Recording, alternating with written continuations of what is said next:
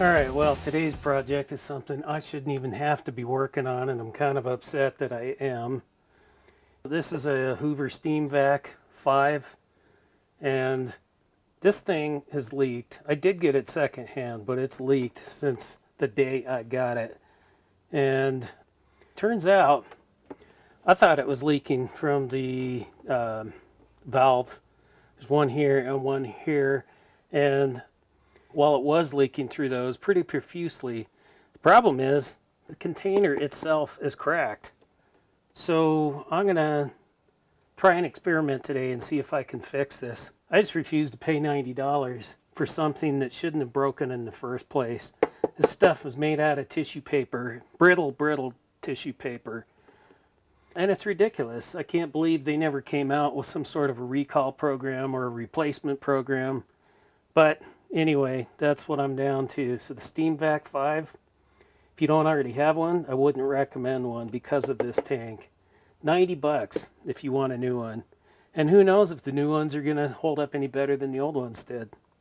So anyway, this is the way that it comes off the machine. And I'm just going to take the base off. So the way that works is there's a little tab right here that holds this section of this black piece to the tank. And then there's another one right across from it, same thing. Just get one here and one here. Right now you can see I've got the valve removed because I have been working on this. So take and kind of put your fingers under there. You got to be careful because if yours is as brittle as mine, it's probably going to break something. So it just kind of peels up gently. It's got some sort of sticky stuff. You can see the residue here. It's just like some sort of a double-sided clear sticky stuff.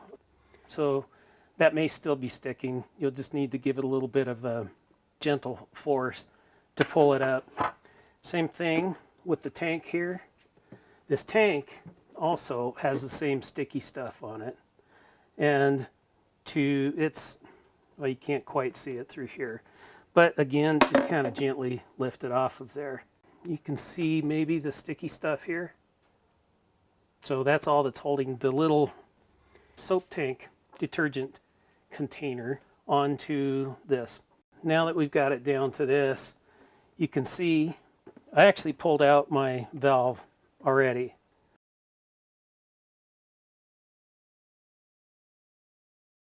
Now, my problem is, oh, geez.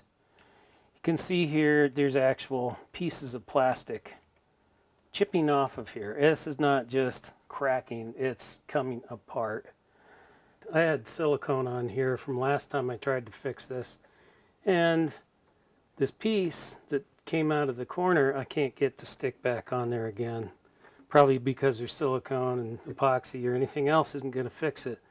And this clear packing tape that I'm hoping to plug up this hole with, or at least cover it with, would not stick to the silicone.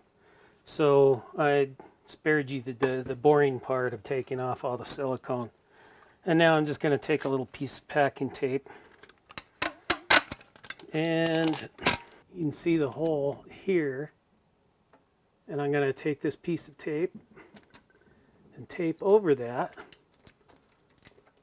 All right, it doesn't have to be perfect. We're not trying to actually make this stick to keep the plastic together or plug the hole. This isn't going to do it on its own, but this gives something for the next step to stick to.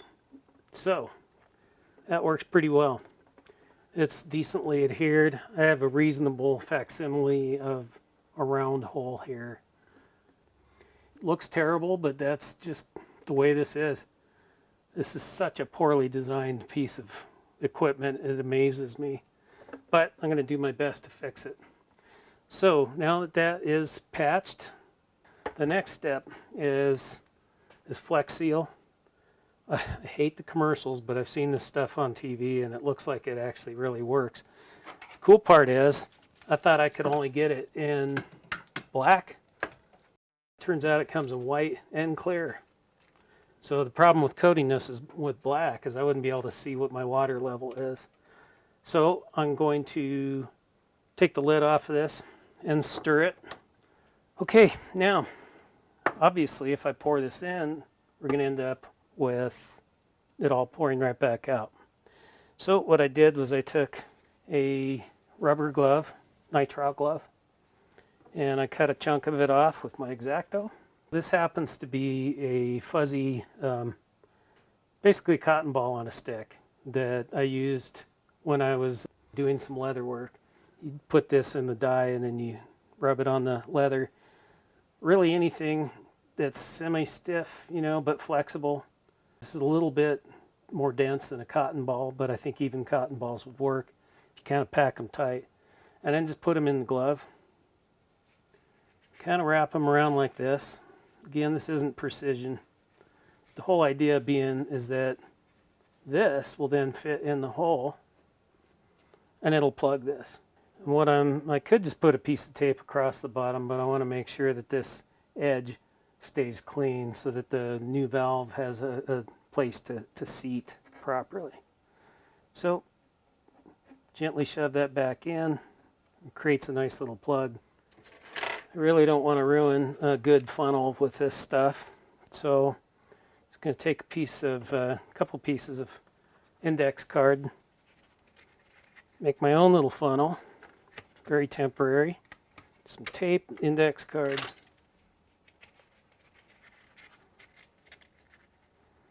Just like that. We've got that sitting where it's not going to shove the Q-tip back up in there. And then I can just take my makeshift funnel and pour some of this in here. Okay, enough of that is dripped in there. Now that it's done that, I'm just going to take and swirl this around, make sure I get a nice good coat. This is the corner that I'm most concerned about. So as this dries, I'm going to let it tilt more toward this side. Again, I want to make sure I get it up the edges, I don't know, an inch, maybe 2. Just to make sure, because a lot of those cracks tend to go that high. And I'll let that sit. Make sure again you don't set this down on the end of the Q-tip if you're using this kind, and push it right back up in there. Okay, and I want it to sit more on this end of things, so I'm just going to kind of prop it up so it tilts more that direction. That's good. So it says 24 hours to dry. We're going to let that dry and see what happens. I decided I'm also going to coat the outside of this since I just ended up taping it. Got some cheap chip brushes. These are really inexpensive. They're throwaway once you're done with them because you'll never get them clean. Now I'm just going to take and carefully coat the outside of this as well. Again, just make sure that you don't get a buildup around the seat where that valve is going to go, or it's never going to seat properly and you're still going to end up with leaks. Even if it's not coming from the tank, it'll come from the valve. So just kind of coat this. I'm going to do the whole base since it's all checking and cracking. Very brittle. It's now been about 6 hours and seems to be working really well, but I still have a lot of liquid in there. Don't know if you can see that or not. So I think I've just put in too much, and I think this is going to be plenty of thick enough layer. I've turned this, I don't know, every half an hour or so I come out and I turn it. Just kind of recoat everything. I think that's going to be enough. So I'm going to pull the plug. It's draining out quite a bit, so it's unfortunate to waste it, but I think this is going to work. I'll let you know when I check back. Okay, this is several days later, Took a little longer. It took about 48 hours or so to actually let this glue dry. Had to keep on putting my finger, not very easy to do, easier if you got skinnier fingers, but I had to keep on putting my finger up in there and pressing really hard to see if it was squishy. And it's kind of hard to tell because it feels rubbery, but the next step is to remove any little stalactites or stalagmites. They're going to keep the seal here from sitting flat against this surface when it gets attached. So I'm just going to take a blade and kind of go on here carefully. I don't want to cut so much of it off that then it's back to cracked plastic. I do want to be careful to not get gouges in it. So I'm going to put this down and do it a little more carefully. But you get the idea. Now that this is pretty flat, I'm going to put the valve back in it. This is a brand new one. Thought as long as I'm going to be messing with this, might as well put brand new stuff back in. So the easy way to do that is to take some dish detergent and a little bit of water. It's quite a bit of detergent in there. It's pretty soapy. And that's kind of the point. So just kind of dip the whole thing in. You could probably just use your fingers and rub around the edges. I'm just going to go for it. And put some around the edge here so it's good and slippery. Okay. Just press this in. And it is slippery. Okay, nice. Give it a little twist, make sure it's seated properly. It's seated nice. See that? Good and flat. It's got a good seal on it. Then you got to put the core in. Maybe just add a little bit more to the inside here and press fit it in. So I just kind of rock it back and forth with my thumbs. You don't have to press really hard. I'm rocking it in a circular motion.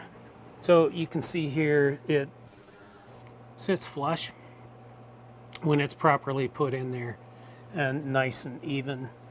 So now is the big test. I'm going to put water in this thing, hot water, and we're going to see how it did. All right, well, I just filled this with water, pretty hot water, hot as I can get it out of the tap, and the water heater was just running. And there's no leaks. I did have to wipe off the outside of it to make sure that nothing was going on here, but there's not a drop. I'm going to put this back on it, which is the actual detergent dispenser, and it's stuck right here with a little piece of double stick material. I'm just going to put some double stick foam tape on it, put that back on it, and call it good. And then I'm going to put the base back on, snap back on there, and use the machine. I would call this a success, and I'm going to go clean my carpets. If you try the same thing, please leave comments below and let me know how it went.